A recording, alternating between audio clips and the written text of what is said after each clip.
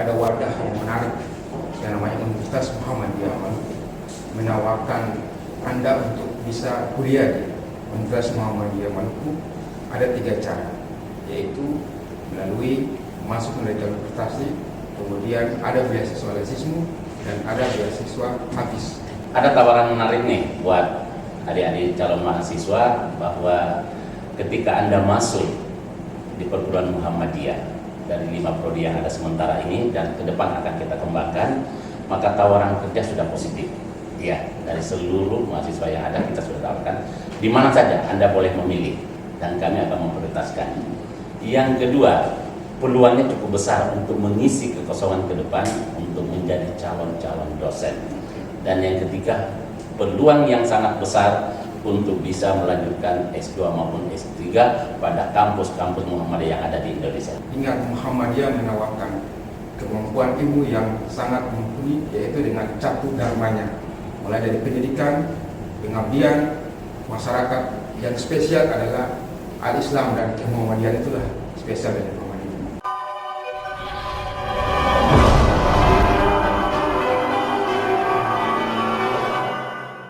Telah hadir bersama saya di studio kali ini. Jadi saya punya narasumber ini lengkap. Kita akan ngobrol banyak soal bagaimana Muhammadiyah di Maluku. Ada Bapak Dr. Anus Saiful. Beliau adalah, kalau saya bilang akademisi, oke ya Pak ya.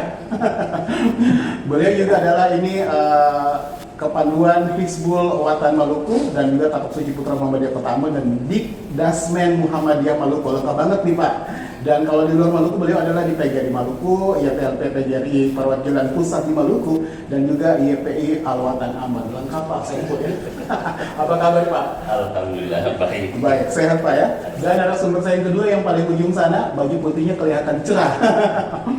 Ada Bapak Hamdani Kubangun STMT, beliau adalah Ketua Penerimaan Mahasiswa Baru, dosen Unimku juga Universitas Muhammadiyah Maluku, terus juga jabatannya Ketua LPPM dan juga anggota Majelis Pendidikan Kader PWM Maluku serta CEO M Ucuri Community. Lengkap Pak ya? Oke siap, kita ngajak ngobrol hari ini Pak. Baik, dan seperti biasa Anda jangan lupa untuk like, subscribe dan juga komen di tayangan podcast kita kali ini. Saya secara umum ke Pak Saiful dulu. Pak Saiful, ini Muhammadiyah ini semakin kesini semakin bergerak maju Pak.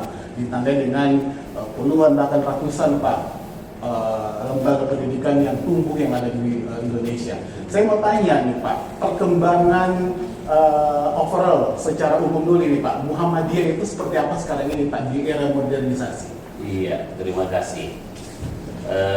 Yang pertama kita berbicara tentang sejarah dulu ya.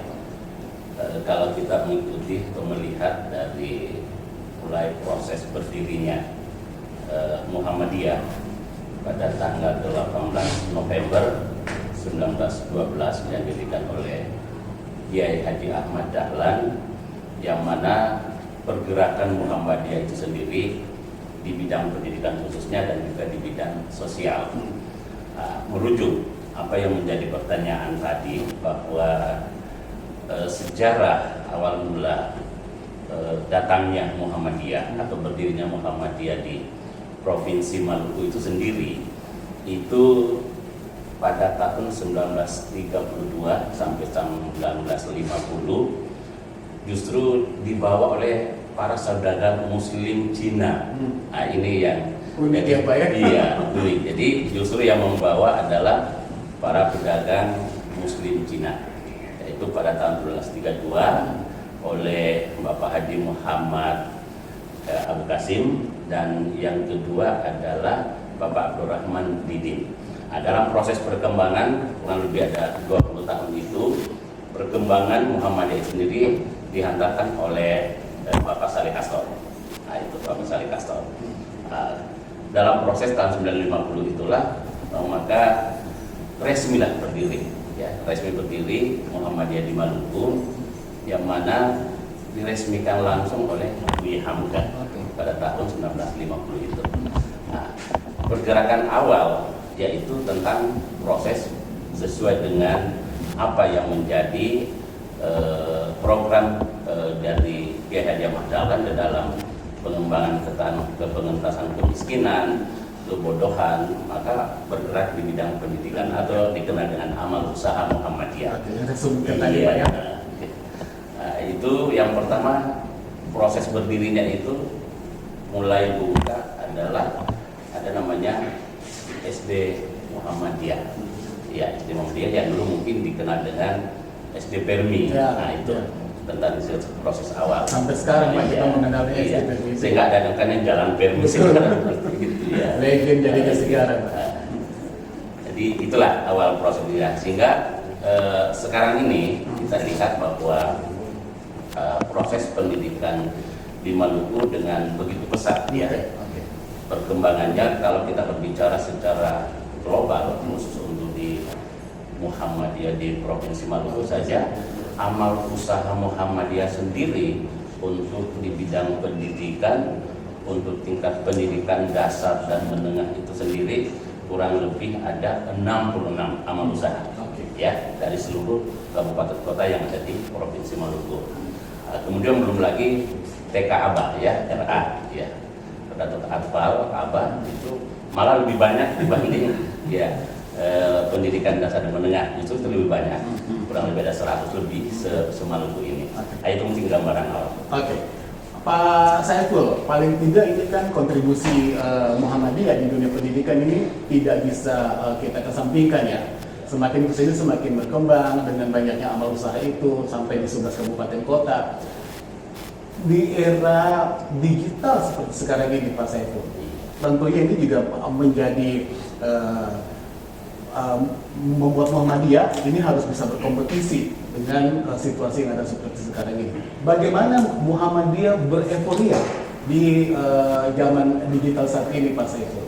Iya, inilah Muhammadiyah di sini melihat dari konsep dengan apa yang disebut kemajuan digital. Konsep Muhammadiyah dalam Islam berkemajuan itulah konsep yang dikembangkan di bidang pendidikan. Jadi mereka berkolaborasi sesuai dengan perkembangan zaman itu sendiri. Jadi semakin hari mereka juga menyesuaikan diri bagaimana teknologi yang ada sekarang yang boleh dikatakan menjadi acuan penting di dalam pengembangan proses pendidikan dan pengembangan mutu itu sendiri. Oke, kalau Muhammadiyah memandang dunia pendidikan kita seperti apa sekarang ini sih Pak Saiful?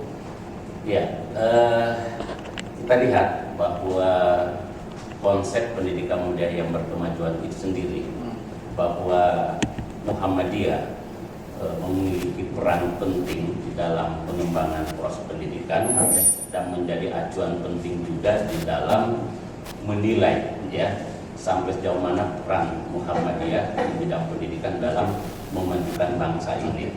Nah, tentu kita bisa melihat beberapa amal usaha Muhammadiyah baik yang ada di Maluku maupun yang ada di seluruh tanah air, bahwa Maluku juga memiliki peranan penting dalam pengembangan mutu pendidikan itu sendiri. Nah, seperti contoh kami sampaikan bahwa untuk tingkat pendidikan dasar kita kenal adalah SD Muhammadiyah Ambon menjadi salah satu sekolah unggulan. Kemudian tingkat SLTP yaitu SMP Muhammadiyah Ambon. Untuk tingkat SMA malah justru di Kabupaten SBB di satu dusun yang juga merupakan sekolah penggerak jadi SMA Muhammadiyah Limboro. Sedangkan untuk tingkat SMK-nya adalah SMK Muhammadiyah Ambon yang sekarang sudah menjadi sekolah penggerak. Iya. Begini Pak Saiful, beberapa waktu lalu saya sempat berbicara dengan Kandepa Kota Ambon. Beliau juga antusias bahwa Muhammadiyah SMA, SMK-nya ini juga sebenarnya menjadi sekolah unggulan bagi siswa, bagi orang tua yang ingin menyekolahkan anaknya di situ. Artinya bahwa ini perkembangan Muhammadiyah dalam bagaimana membawa visi dakwah ini juga bisa tersampaikan akhirnya ya Pak Saiful ya. Saya ke Bang Hamdani. Pada saat peletakan batu pertama pembangunan Universitas Muhammadiyah, semua orang di Maluku ini bersukaria. Semua menyambutnya begitu dengan antusias. Bahkan ya kalau boleh Muhammadiyah di Maluku itu juga harus bisa sejajar walaupun baru misalnya di sini. Saya pengen tanya dulu nih, sejak awal peletakan batu pertama pembangunannya sampai sekarang nih Pak, perkembangannya progresnya seperti apa sih Pak Hamdani? Sebelum kita berbicara soal ini, orang lagi penerimaan mahasiswa baru pengen masuk Muhammadiyah, mau seperti apa nih? Seperti itu, silakan Bang. Kan kampus Muhammadiyah, kalau kita bilang kampus Muhammadiyah pasti orang katakan bahwa Universitas Muhammadiyah Jogja, Universitas Muhammadiyah Malang paling terkenal. Ya. Tapi ketika muncul di Ambon, di Maluku, itu satu kegembiraan yang luar biasa. Betul, saya bilang tadi. Masyarakat sudah lama menanti Universitas Muhammadiyah hadir di Maluku. Betul. Kita baru terpilih kita bulan Desember tahun 2020. Tapi namanya juga baru, kita tidak bisa paksakan diri bahwa seakan-akan baru wah gitu. Iya. Tapi kita kelebihan kita ya, kelebihan kita Muhammadiyah itu kita dikawal. Ibaratnya bapak angkatnya kita itu Universitas Muhammadiyah Yogyakarta.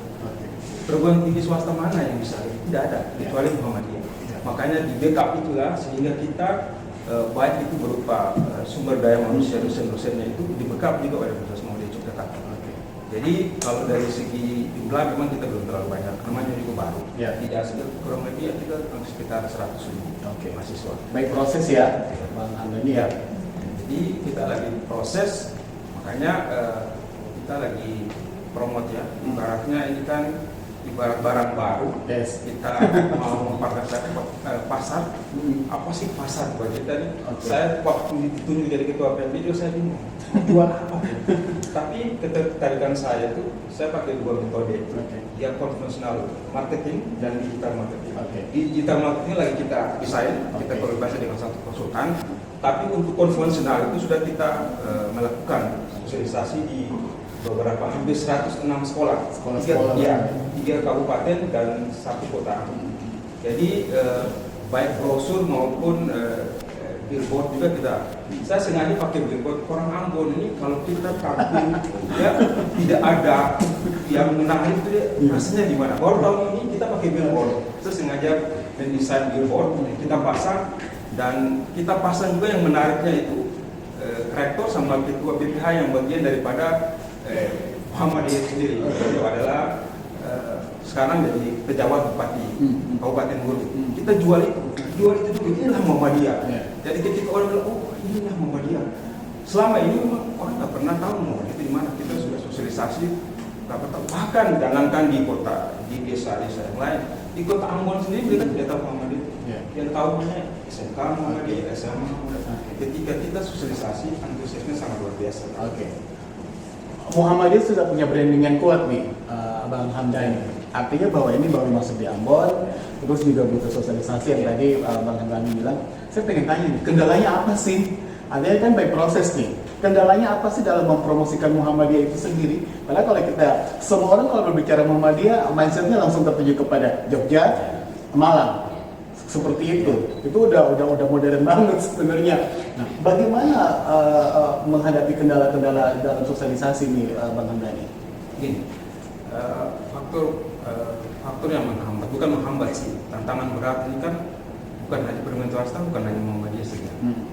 Ya, ada beberapa perguruan tinggi yang ada di Kota Ambon. Ya, paling tidak program studi kita itu kan ada juga di perguruan tinggi yang lain. Ya, kita punya ekstra. Ekstra itu adalah bagaimana meyakinkan, mari kita masuk loh di Muhammadiyah. Karena kenapa? Kita yang saya katakan, kita disupport oleh universitas yang sangat besar di Yogyakarta pusat. Jadi kalau kita ada kendala dalam sebuah riset, mereka sangat membantu. Makanya kita punya SDM itu selalu dilatih untuk bagaimana bisa melakukan riset-riset. Jadi kalau orang bilang baru, ya kita baru. Kita mau jual apa? Kita jual sumber daya kita.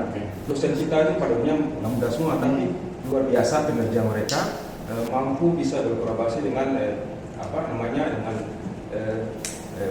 dengan dosen-dosen yang sudah mumpuni, yang senior ya. Itu kelebihan kita. Karena kenapa? Kita mau jual apa? Jujur saja kita tidak jual apa-apa. Kita masih baru. Kita baru jalan 2 tahun. Itu proses yang sangat panjang, long time. Sehingga kita bekerja keras Yang menarik yang saya tawarkan untuk tahun ini, kita pakai yang namanya digital marketing. Kita lagi desain. Jadi semua sesuai dengan zaman sekarang ya. Jadi kita tidak bisa lagi memakai konvensional, tapi bagi saya konvensional lebih penting juga. Masih tetap ya, ada. karena orang tidak mendengar kamu tidak mendengar telepon. Tapi yang momen yang kedua ini, yang metode yang kedua yang saya lakukan adalah digital marketing. Jadi platform yang kita pakai itu ada, bisa saya sebut nama? Boleh. Itu Facebook sama Instagram. Jadi setiap pengguna yang menggunakan ini, khususnya di Maluku itu, pasti ketika membuka itu pasti akan mengenal. Berarti ini on proses untuk bagaimana mempromosikan Muhammadiyah melalui sosial media ya, Bang Hamdani ya. Tapi saya sebelum lanjut dengan Bang Hamdani, saya pengen tanya Pak Saiful dulu. Pak Saiful, latar belakang apa sih Pak sehingga Muhammadiyah itu hadir di Kota Ambon di Maluku Pak?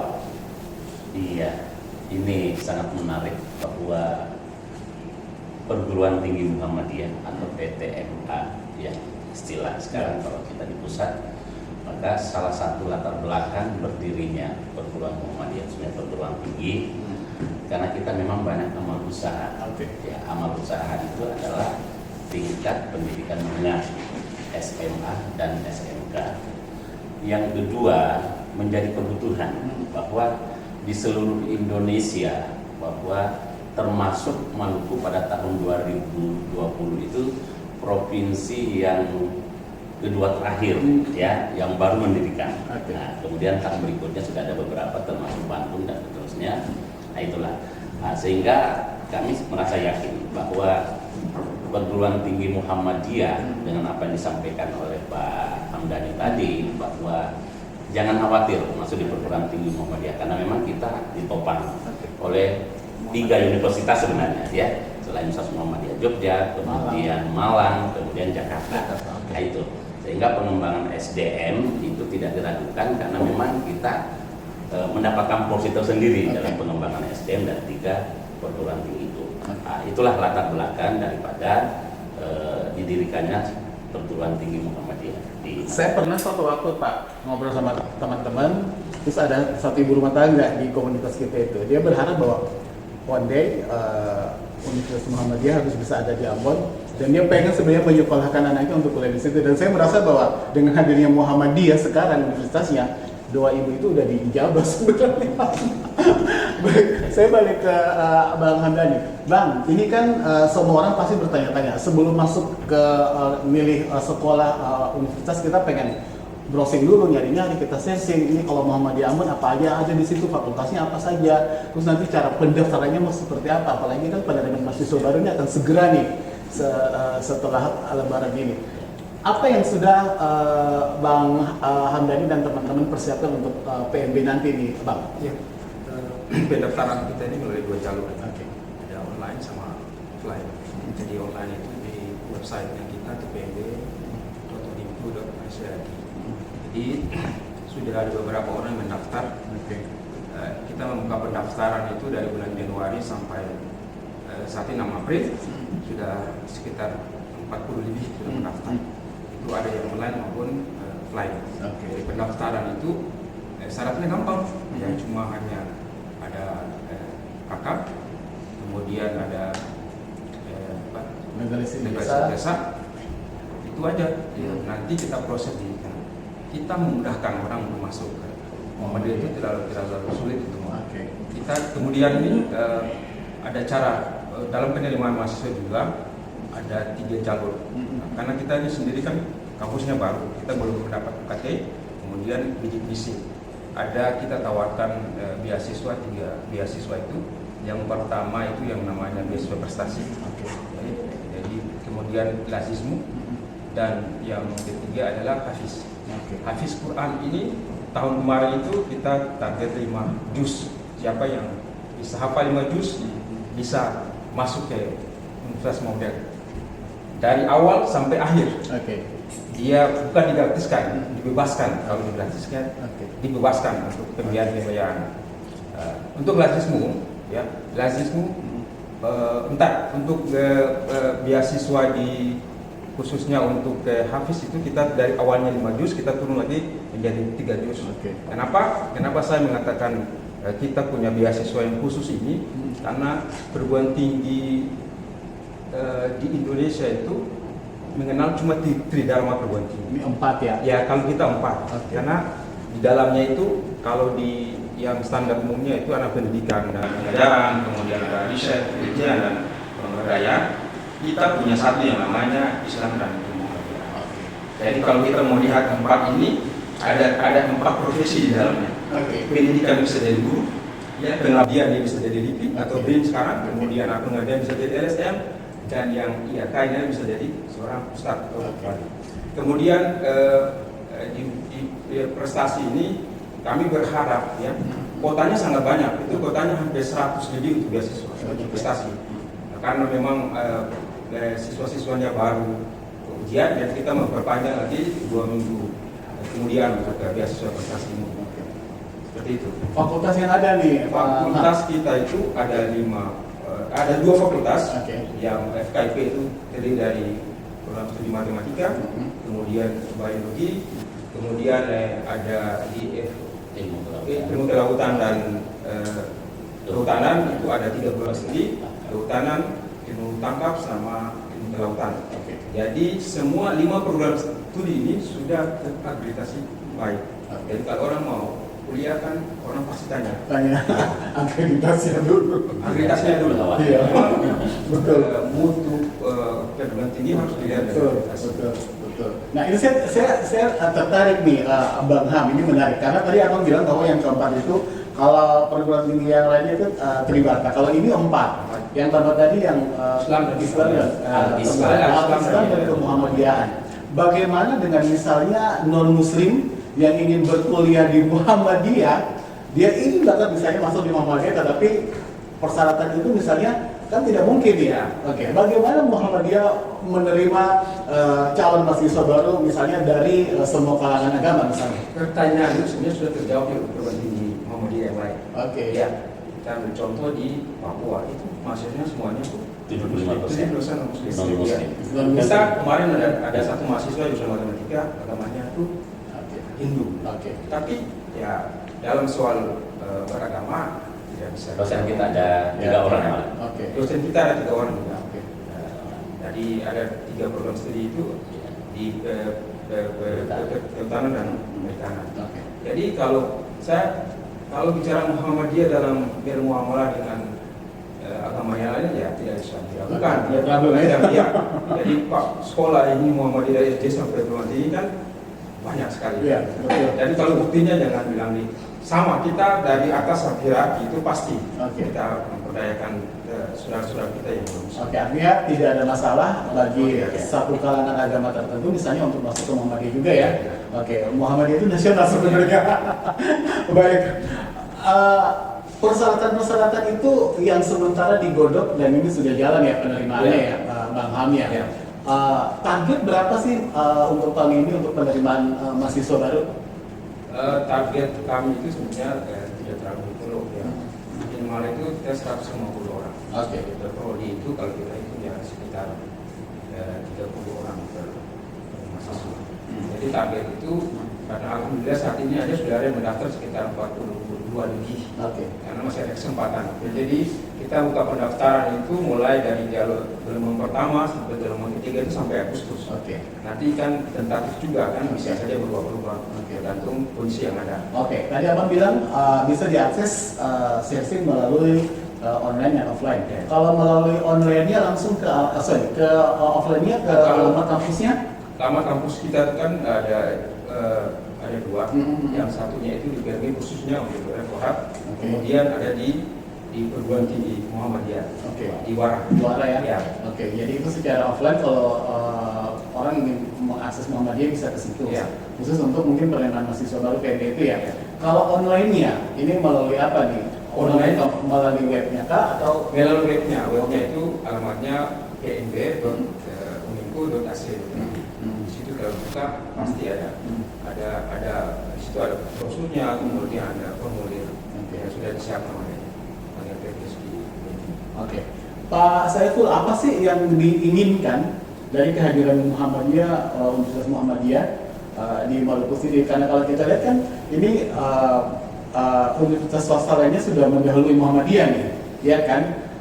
Adakah kata terlambat atau memang ini Pak Saiful harus powerful dan teman-teman termasuk juga dengan Bang Hamdani supaya ini ketertinggalan bagi Muhammadiyah ini bisa terkejar, target-target bisa dicapai, terus juga Muhammadiyah akhirnya punya brand yang bagus juga di Maluku. Apa nih Pak yang harus Bapak gerakan dengan Pak Hamdani atau dengan Bang Hamdani dan teman-teman di Sivitas? Iya. Yang perlu diketahui bahwa salah satu keunggulan perguruan Muhammadiyah adanya al-Islam kemuhammadiyahan. Nah, di situ. Itulah ciri khas kita, berbeda dengan perguruan tinggi manapun. Nah, inilah yang daya jual kita kepada masyarakat. Kita ketahui bahwa perjuangan Muhammadiyah dan Rakyat ya.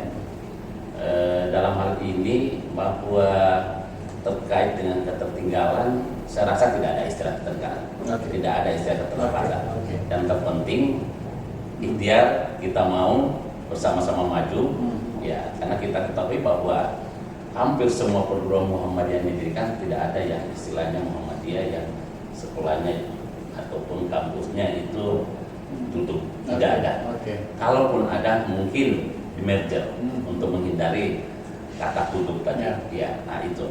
Nah, kemudian daya dukung, ya, daya dukung kita baik dari sumber daya manusianya, karena hampir secara berkala itu pengembangan SDM para dosennya itu dibina langsung oleh perguruan-perguruan Muhammadiyah.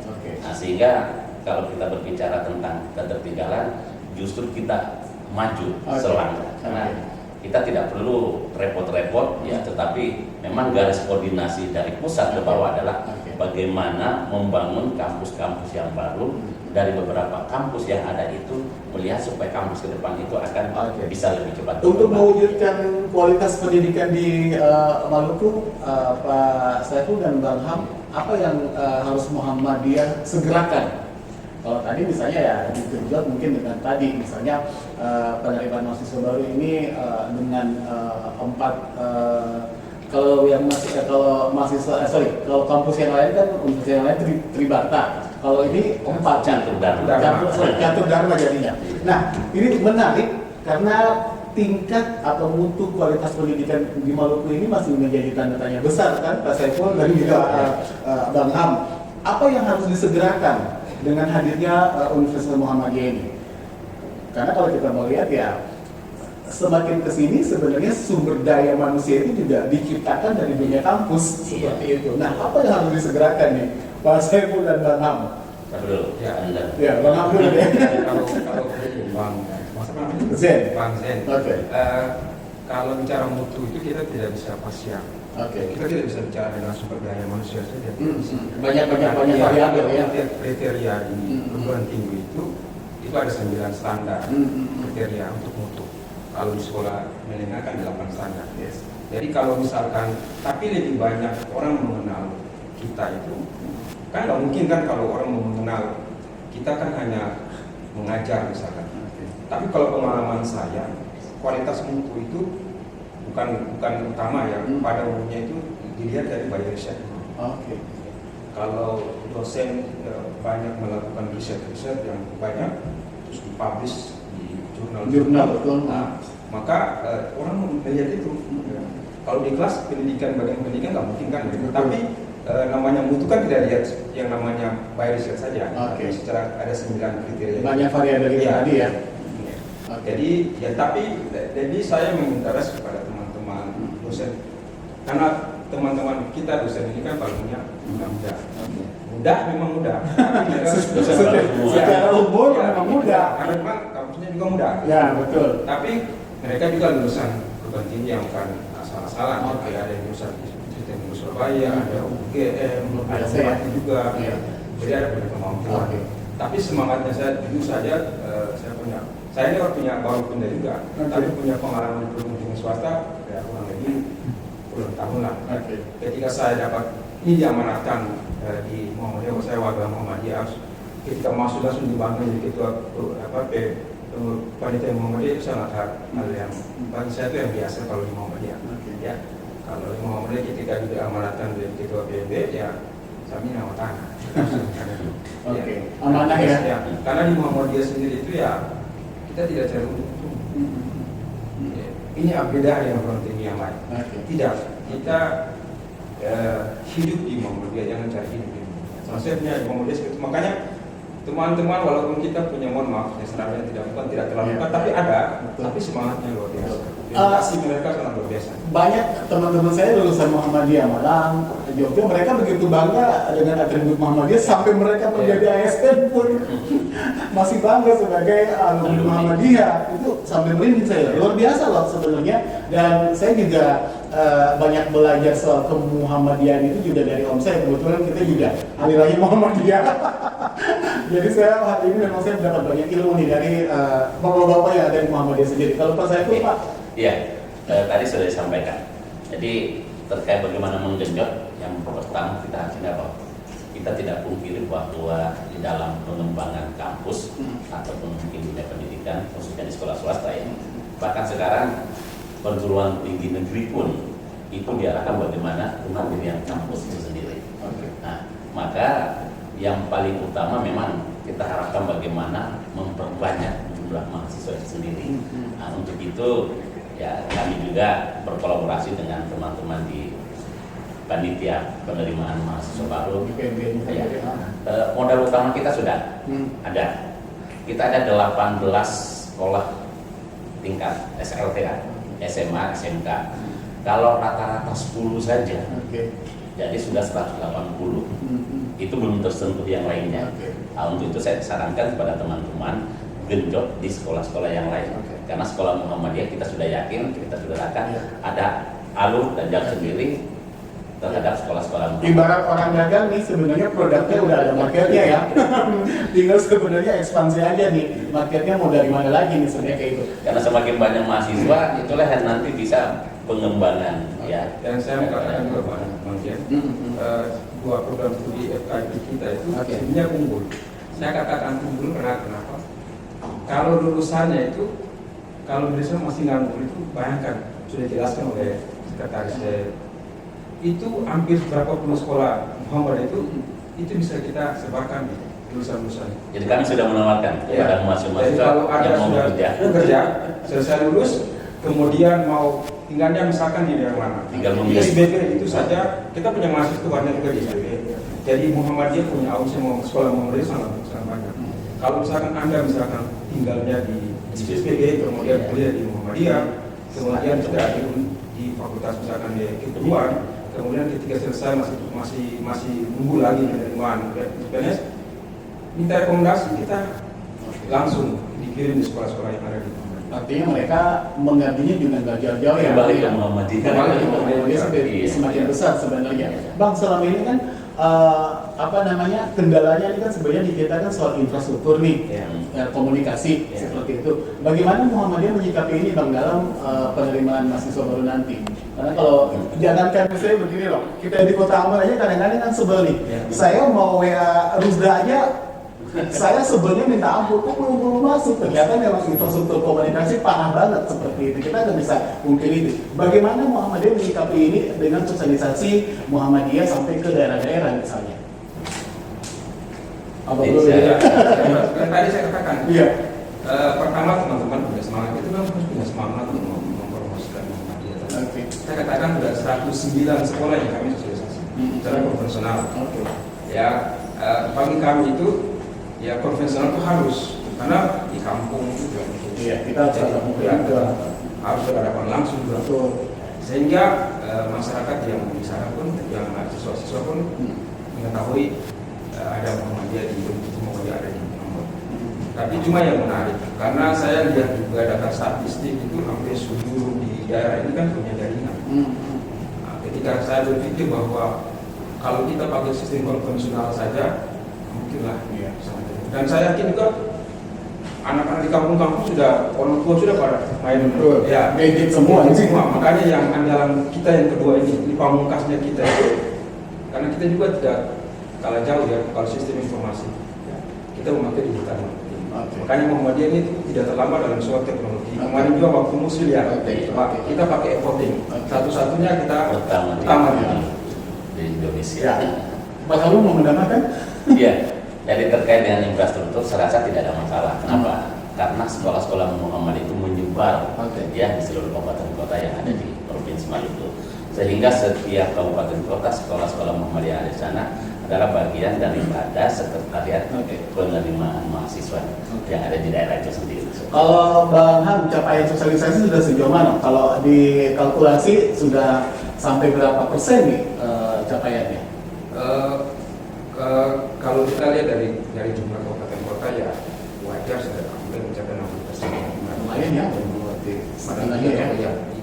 Sekitar 3 kabupaten dan 1 kota. Karena kita juga agak sedikit harus jujur juga kalau misalkan yang paling dekat dulu dari sosialisasi SPP. Karena masuk kami itu banyak dari SPP sama Barat. Ketika ada mahasiswa yang banyak masuk itu kita jemput, berarti ada antusias dari kita. Jadi daerah-daerah itulah yang sementara itu kita. Tapi kemungkinan untuk setelah selesai Idul Fitri ini kita akan melakukan sosialisasi juga. Itu kita satu langkah lagi, buat satu daerah lagi, ada 2 daerah kabupaten kota yang belum kita sentuh, yaitu Maluku Tenggara, kemudian Kabupaten Buru. Dan rencana saya sebagai ketua PMP ya kita sosialisasi terus di samping kita lakukan digital marketing tadi. Sekarang juga sosialisasi. Podcast ini juga sosialisasi, tapi dan sosialisasi sebenarnya. Nah, saya ke Pak Saiful, ini kan visi-visi dari Muhammadiyah itu harusnya bisa tercapai dengan sendirinya kan, dengan kerja keras, teman-teman kolaborasi dan sebagainya. Sejauh ini Pak Saiful dan teman-teman sendiri di Universitas Muhammadiyah Maluku sendiri, visi-misi itu sudah tercapai kah Pak? Ataukah memang ini kita juga yang tadi misalnya wah ini kayaknya harus butuh kolaborasi dengan stakeholder lain, butuh kolaborasi dengan pihak swasta, ya kolaborasi juga dengan media dan sebagainya. Seperti apa Pak? Ya, visi misi adalah bagian daripada batang tubuh daripada setiap lembaga. Jadi visi yang sudah sampaikan tadi adalah unggul terpercaya dari Universitas Muhammadiyah yang mudah terpercaya. Nah, di mana letak keunggulannya? Tadi yang kita jual adalah kalau berbicara tentang mata kuliah mungkin hampir sama. Tetapi keunggulan kita adalah keunggulan dari alat Islam Muhammadiyah sendiri. Ada program-program tertentu dalam mencerdaskan bangsa di situ. Nah, kemudian di sini memang harus kita berkolaborasi dari seluruh stakeholder. Ya, sementara ini kalau berbicara tentang apakah sudah tercapai, saya rasa butuh proses, ya butuh proses. Tetapi sosialisasi itu berjalan, terutama bagaimana kita bersosialisasi kepada masyarakat ataupun mahasiswa itu sendiri. Termasuk hari ini mungkin ya kita berterima kasih dari podcast Ambon Expert kita berterima kasih. Ini bagian daripada mensosialisasikan visi dari media ya. Iya. Dan juga digital sebenarnya. Nah, ini kadang-kadang kalau orang tua ingin menyekolahkan anaknya di universitas selalu nanya tuh pertanyaannya tuh detail. Uang kuliahnya bagaimana, terus juga pembayarannya mau kayak bagaimana, bisakah dicicil atau sekaligus dan sebagainya. Menjawab keluhan seperti itu agar orang tua anaknya bisa kuliah di Universitas Muhammadiyah seperti apa nih, Bang? Mas Eko. Ya, memang sudah disosialisasikan bahwa apa yang menjadi kebijakan rektor Universitas Muhammadiyah Maluku bahwa di dalam proses pembayaran kuliah itu kita kenal dengan UKT. Ya, ada sudah kemarin kita selesaikan bahwa seluruh pembiayaan itu sudah berada di dalam ujian pembayaran masuk itu sendiri, bahwa mulai dari proses pembayaran itu nanti 3 tahap ya, ada 3 tahap ya. Kita memahami juga bahwa rata-rata kemampuan masyarakat di Maluku bukan berarti kita pesimis untuk melihat itu, tapi karena pendidikan itu memang mahal, pendidikan itu mahal. Ya, mutu itu butuh biaya yang cukup besar, tetapi perlu diketahui bahwa dalam meringankan beban mahasiswa, apa yang sudah disampaikan tadi ada dalam beasiswa, kemudian beasiswa prestasinya, kemudian habis Qur'annya, kemudian ada lasismu yang juga membackup, ini lembaga misalkan dan sedekah Muhammadiyah sendiri ya, karena betul lasismu. Ini juga yang mendukung, sehingga kemampuan mahasiswa atau prestasi mendapatkan beasiswa ada keringanan tersendiri. Yang jelas kisaran itu termasuk relatif masih ya bisa dijangkau oleh masyarakat kita, terutama mahasiswa yang ada di Provinsi Maluku itu. Bang Ham, tadi Bang Ham bilang bahwa mahasiswa terbanyak itu berasal dari Serang bagian barat. Kota Ambon sendiri antusiasmenya seperti apa sih Bang untuk berkuliah di Universitas Muhammadiyah? Ya, kita dari belajar. Kita kemarin melakukan sosialisasi. Memang pada umumnya itu anak muda itu kita ditanya itu mereka mau kuliah apa? Kita bilang kita mau tes sampai casis ya. Berarti mereka orientasinya itu pada umumnya itu di tentara dan polisi ya. Jadi untuk Kota Ambon sendiri kita baru 3 sekolah yang kita sosialisasi. Tidak terlalu banyak, makanya belum jangkau itu. Tapi saya yakin antusiasnya luar biasa karena marketing konvensional yang orang Maluku ini kalau ada sesuatu hal yang di billboard ada gambar kan menarik ya, betul. Kan mereka juga tidak terlalu tahu mau dari mana. Dengan adanya itu mudah-mudahan tahun ini mereka menyadari bahwa memang ada Muhammadiyah dan mereka pilih sekolah yang Muhammadiyah. Kalau Muhammadiyah menyikapi kampus Merdeka, saya pengen tanya dulu ini. Karena saya beberapa kali mewawancarai para akademisi dari kampus berbeda, dari universitas berbeda. Ini mereka juga punya trik khusus bagaimana untuk menerjemahkan kampus Merdeka itu. Kalau Muhammadiyah menerjemahkan kampus Merdekanya seperti apa ya? Iya, yang pertama untuk Universitas Muhammadiyah Maluku sendiri di dalam pembuatan kurikulumnya kita sudah masuk dalam menerapkan kurikulum Merdeka. Jadi MBKM ya, jadi apa namanya kampus Merdeka Belajar. Nah, itu. Kalau kita berbicara sebagai kampus baru, memang ada syarat. Nah, tentu kalau sebagai kampus baru untuk bisa berkiprah bekerja sama dengan kampus-kampus lain termasuk standar akreditasi ada patokan sendiri dalam melaksanakan kampus Merdeka sendiri. Nah, kalau untuk Muhammadiyah antar lembaga Muhammadiyah sendiri itu sudah tidak ada masalah. Jadi tinggal mahasiswa-mahasiswa kita yang nantinya akan belajar di kampus-kampus itu ya. Kemudian mungkin secara internal juga ya fakultas ataupun prodi yang ada dalam itu. Yang jelas bahwa peluang itu ke depan ya. Namun kita sementara lakukan pembenahan karena memang syarat jumlah mahasiswa kemudian akreditasi itulah bagian daripada melaksanakan kampus Merdeka sendiri. Tetapi kurikulum Merdeka kita sudah menerapkan ya.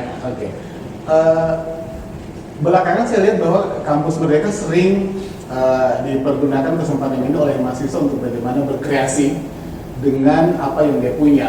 Jadi mau belajar di mana saja, dia mau jadi apa bisa, mau kembali pun mengabdi di kampusnya juga boleh sebenarnya.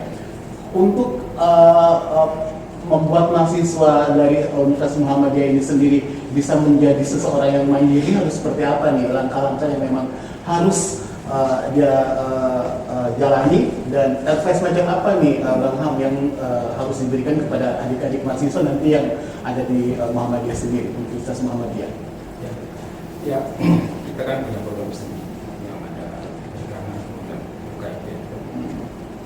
Dari segi saintik atau keilmuan itu kan mereka harus pertama punya keilmuan karena ngapain harus kuliah. Betul. Artinya kalau kampus Merdeka bukan berarti kita mengabaikan kampus Merdeka, tapi keilmuannya itu dulu. Keilmuan paham tentang keilmuannya itu kita tekankan dulu. Sehingga ketika nanti pada saat dia keluar bukan saja dia bisa tahu yang namanya bisa berbisnis kemudian tapi ilmunya dulu. Jadi penekanannya itu ya betul-betul mahasiswa dilibatkan dalam riset-risetnya dosen tidak perlu seperti itu sehingga mereka lebih paham juga tentang keilmuan. Artinya bahwa akademis itu harus ada. Setelah itu kalau di masyarakat mereka bisa mau seperti apa, artinya based on ilmunya udah ada ya, seperti itu ya. Oke, baik, Pak Saiful di penghujung obrolan kita di podcast Ames kali ini dan Bang Ham juga.